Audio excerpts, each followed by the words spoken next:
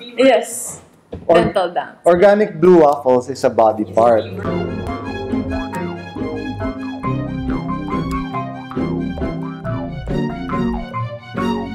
Hello, everybody, and welcome to the Filipino Free Thinkers podcast that's also a video. I'm Red. I'm Pepe. And I'm Talia. And today we're again talking about politics and presidential candidates, in particular VP Binay, who incidentally we had an interview with. Believe it or not, it's real. It happened. That wasn't a dream. It wasn't And a joke either. it wasn't, yeah, April Fools. Like, we actually did it. That's the joke. We actually did it. And we've been getting, I think, feedback from other presidential candidate campaign related cousins of cousins that maybe we'll get all of them to eventually do it. So we saw the one, we did the one on VP Binay. We will be talking about VP Binay, and we will also be talking about perceptions of social media and how it differs or even maybe coincides with the popular opinion of everyone who may not be on social media. So, VP Binay, will you vote for him? Will you vote? No.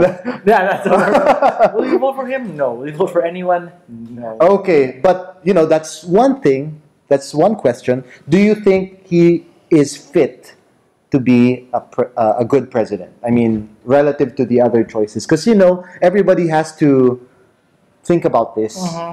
We're forced to make a choice. Yeah, it's Kind of Pretty sucks. shitty Kind of choice. the sucks. right to be forced to make a choice. Yeah. Yep, you have the right to be forced to settle for the lesser evil. What do you think of VP Binay? My biggest problem with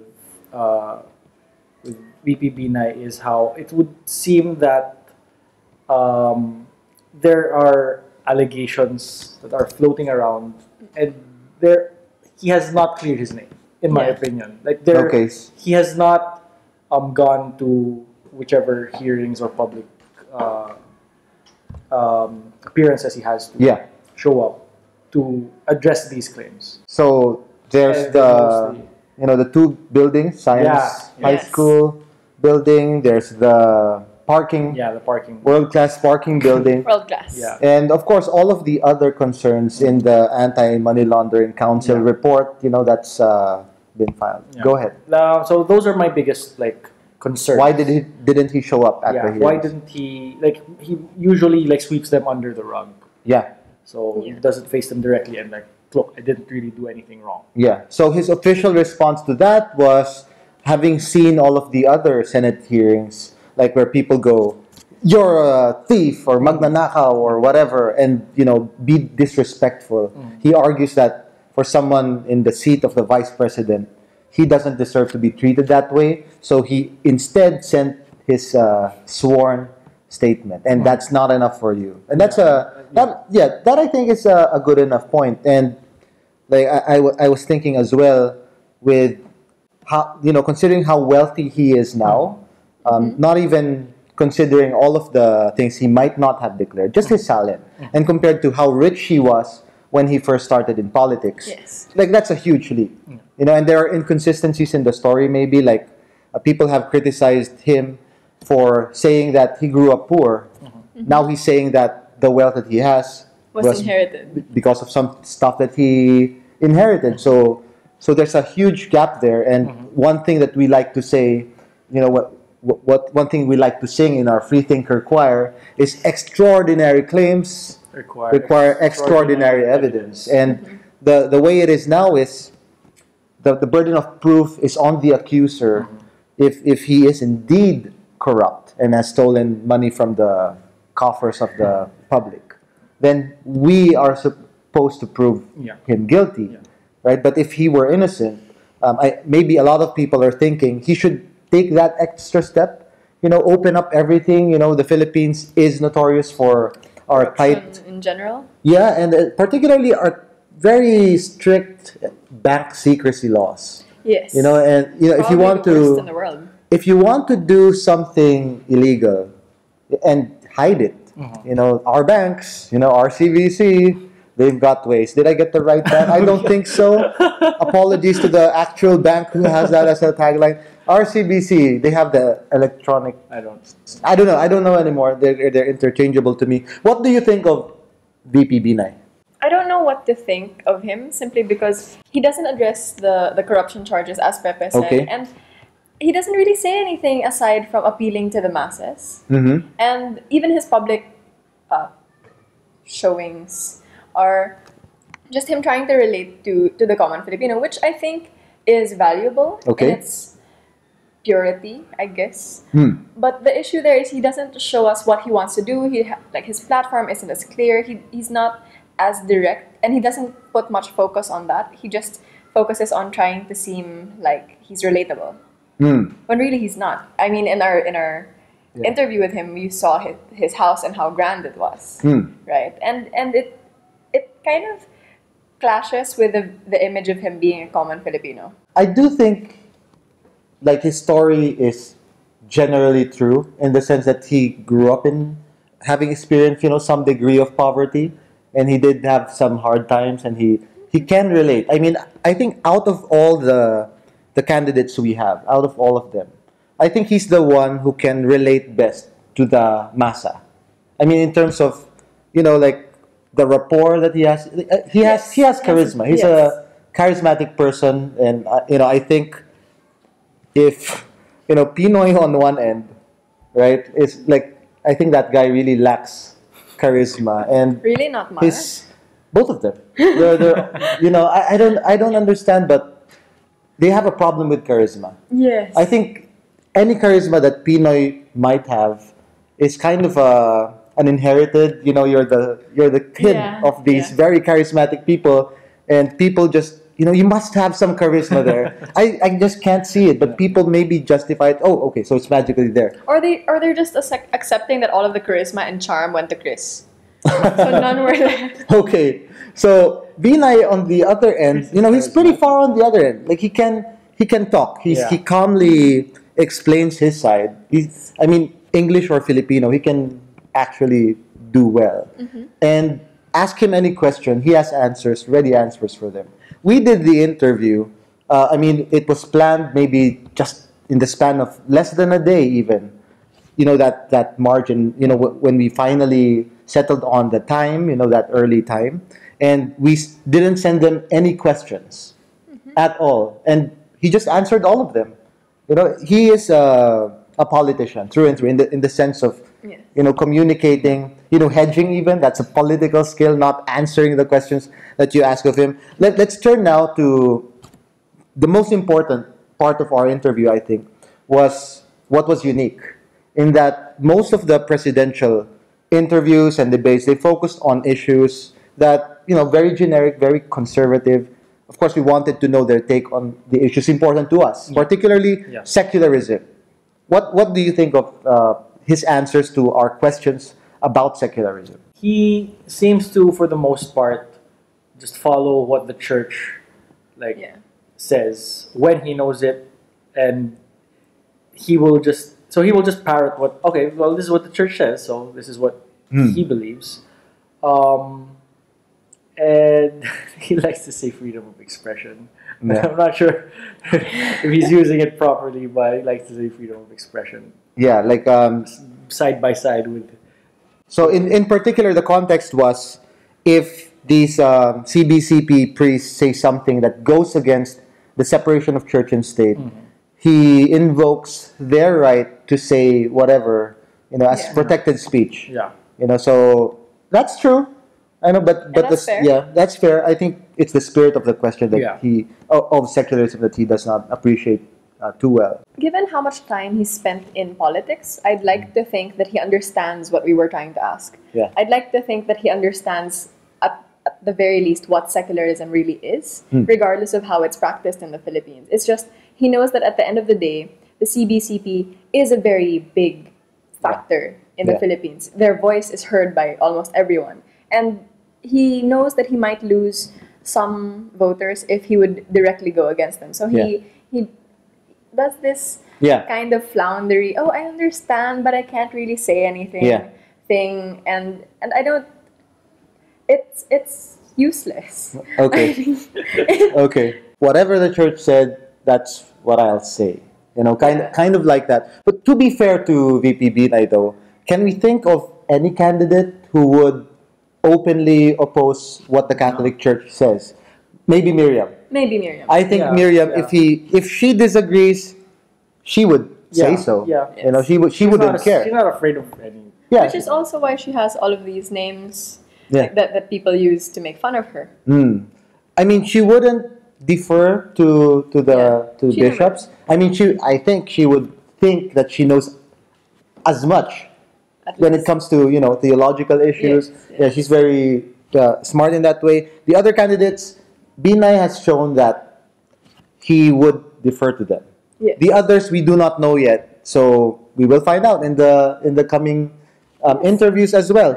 At the very least, we know that Duterte would actually say something bad about the Pope. Yes. But then later on, like, And pedal take it backwards. back. When he finds out that it's not really helpful to his Yeah. campaign, Yeah. so flip flop. Yeah. Yeah, that's something that VP Binay did say.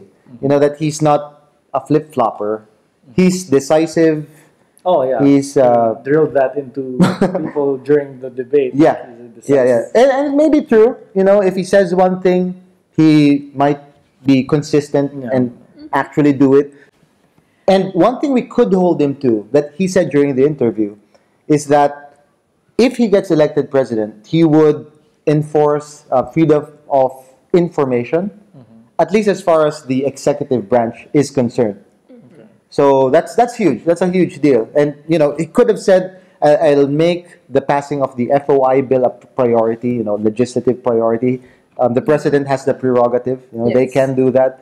But for him to say that he would open up the executive branch, his office Yeah. essentially, to more scrutiny that FOI would bring, I think that answers at least. People would ask that of him at bare minimum. Is it really fair to not take that with a grain of salt? Oh, we take he hasn't- everything, yeah. Right? Take with tons of Politicians are You know? salty. They're made of They salt. are. They're 70% salt. So take it and 20% water. Oh, yeah. Yeah, how does that work? The Yeah, water sure. would evaporate and what? But like, Semen? I don't know. Yeah, go Anyway, ahead. I mean, I don't know. a lot of people have asked him to open the books for Makati, which he led for such a long time and is now being led by his children. Yeah. And he hasn't done that. He hasn't done enough in that sense. So I feel like if he really took that seriously, he would have done so. He's done what's been legally required of him. And And so far he's not in jail. If he were guilty, really gets into jail. I mean, yeah. In this country, that's no one that's a actually huge gets ask. convicted if they're rich in this country. Not really though. I mean, Napoles case, several senators are already, But a handful yeah. out of how many? Yeah, out of all of them. They're the fall guys, Yes, they are. And that's something, there's this assumption that everyone is corrupt anyway, right? But Binay, I think, gets the brunt of all that. He's probably more corrupt than most. People probably do not think that someone like Mar Rojas with the Daang Matuwid, those are the narratives that people like to go with. And of course, the critics of Mar would think otherwise. Would think that he's also corrupt. Yes. And there are these cases, and they have something on everyone. And that's, I think, what we can talk about now. The perceptions of the public when it comes to Binay, and how different really is what we in our echo chambers and our respective echo chambers on social media think and say, relative to what everyone else says in the country. Yeah. What do you think? How far is the disconnect? I think the biggest important factor to consider with regard to the disconnect between reality and like social media is what's the demographic bias of internet penetration, Yeah. right? Because social media is it's only alive for people who have internet access. Yeah. Right. So if internet access is biased towards certain demographics, and these certain demographics have also biases towards certain candidates and whatnot, then you have to factor that in. That's gonna be like the determinant of how far internet discourse will be from discourse on the ground. Okay, so that's on the face of it. Yeah. That's necessarily true. Yeah. But less and less, I mean, more and more, people are getting access because there are these free internet, free Facebook, so at the very least, people with a SIM card can have Facebook at least. Greater internet penetration in general will lower that. Yeah, because on social media, at least in our circles, like people are pretty much Binay is corrupt. That's the narrative. People would never vote for him. Of course, there are some who say that he's the better choice, but in general, it's more following the whole Binay is corrupt narrative. But once upon a time, Binay was the front runner. Yes. It's only recently probably with all of these corruption allegations and cases and people becoming angry and championing Duterte more and more, his ratings have gone down. But once upon a time, he was on top. And we might have found that strange. To us, it's obvious, don't vote. But to this significant segment of the population, he's number one. Yeah. He is their guy. That's the DE. ABC might be focused more on people like Duterte or Poe, but for the DE crowd, he has that, and he's solid. Yes. And maybe it speaks to their perceived benefit from Binay, what he did in Makati. He has these programs for senior citizens. For senior citizens, scholarships, cakes, and movies as well. Yes. For to be fair, flavor. Most other cities have that too. It's just that they don't flaunt it the way Makati does. Yeah. Because they don't spend as much on it. They don't spend as much on it. So people really have this perception that if they need help, they can come to him for that. But I guess. But the counter argument to that is if you spend all of the money on infrastructure and not on these individual, discretionary purchases or expenditures, then you wouldn't even have to. So that's the counter argument to that. So how do you bridge that? And should that even be bridged? Is there a class elitist issue going on here? Who has to? We of course our priority here is the truth. The most accurate portrayal of objective reality. Yeah. Right. So is the fault with social media? Do we have the unclear picture, or maybe the DE, the people who are not on social media, who are on the ground, maybe they have a clearer picture? How do you reconcile that?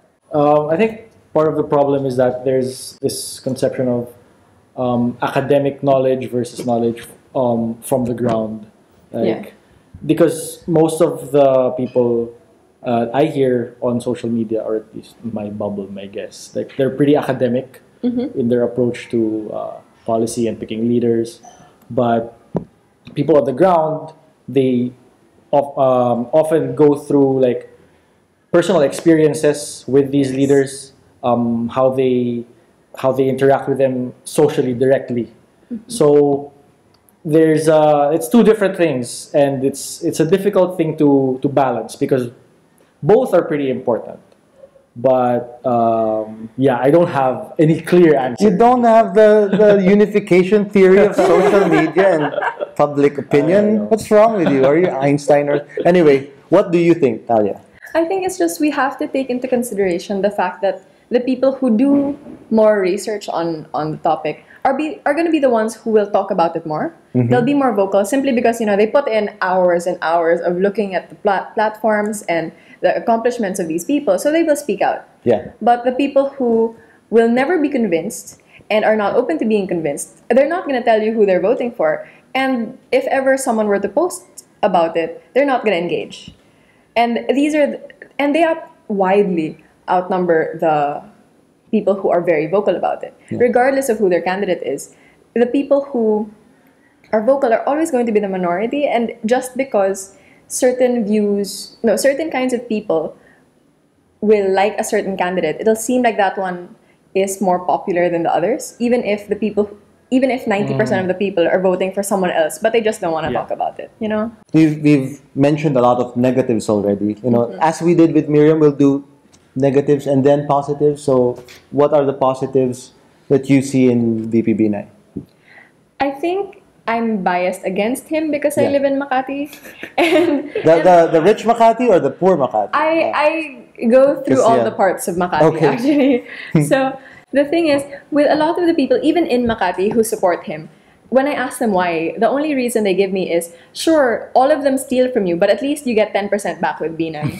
It's a cashback. Yeah, thing. there's a cashback rebate Yeah, with okay. Binay, and that's the only thing they appreciate about him because they've accepted this reality of all of our politicians being extremely corrupt. And they just say, hey, at least, not all of it goes to his pocket. Some of Yeah. it comes back, just a little bit, but it's there. In the interview, like he did say some surprising stuff. He was open to legalization of marijuana, at least for certain, medical purposes, maybe. Perhaps because there's actually a lot going around in the city hall. Maybe. Yeah. Those magic cakes, right? Magic Happy cakes. birthday. Yes. Senior citizens. Here's your- Yeah, here's Here, be your- happy. Happy Very cake. happy birthday. Yeah, happy birthday. He also said some things about adoption. Although he's against Yeah. same-sex marriage, he did say that, he's okay with adoption of LGBT couples, maybe because he does not know the official stance of the church yet. You have to clarify. You have to clarify that he's okay with LGBT couples adopting Yeah, Children. yeah, Not being adoption of adopted. children. Yeah, yeah. So FOI, that was promising as well. I mean, he did the Yes. podcast for us. That's a positive. Yes, but that's true. the biggest plus, I think, like in my book, is his support for or his opposition, his vocal opposition now on the issue of summary executions or extrajudicial killings. He's been saying that over and over in the news now. During the interview, he said that as well, and whether it's for his campaign or just a against someone smear campaign else's. against Duterte. Yes. What he's saying is correct. That's true. In the same way that whether Duterte saying that he's for summary executions and he actually does it in some cases, he has said that. Whether it's true or just for his campaign, I would oppose him. At face Yes. value because I disagree with that. Yeah. So when Binay says he's against summary execution and he's for the rights, especially or even of poor criminals, to a fair trial and due process, Yes. then I support him on that. Because I think that's a huge misconception that a lot of people have, when they consider, for example, they say, oh, like, Duterte is not corrupt at all. Not in the way Binay is, right? Yeah, He's not not corrupt like at all.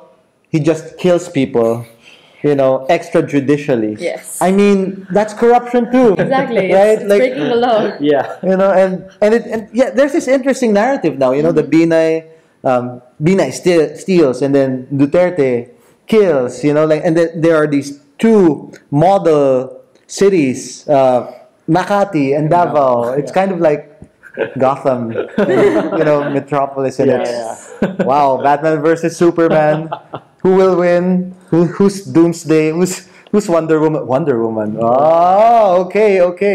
Anyway, what do you think? The positives of VP Binay? Well, like you said, he's fine with the LGBT adopting kids, and he's against summary execution. So that's really just it for me. I don't see much else. I mean, He's generally a very conservative candidate, and Conservative, yeah. and in that sense, he probably disagrees with a lot of the things we stand for. So I don't know if we can find a lot of support amongst our members for him. Yeah, it's respect despite that, despite knowing that we're progressive, we're secular. He agreed to the interview, and we will just have to agree to disagree on agreeing to the interview. 99%. That's very true, right? That's a plus. And accepting- Everybody should do that. Yeah. That's a Accepting questions from us without having a copy of everything beforehand, I think that's a big plus for him. yeah. I think it's safe to say that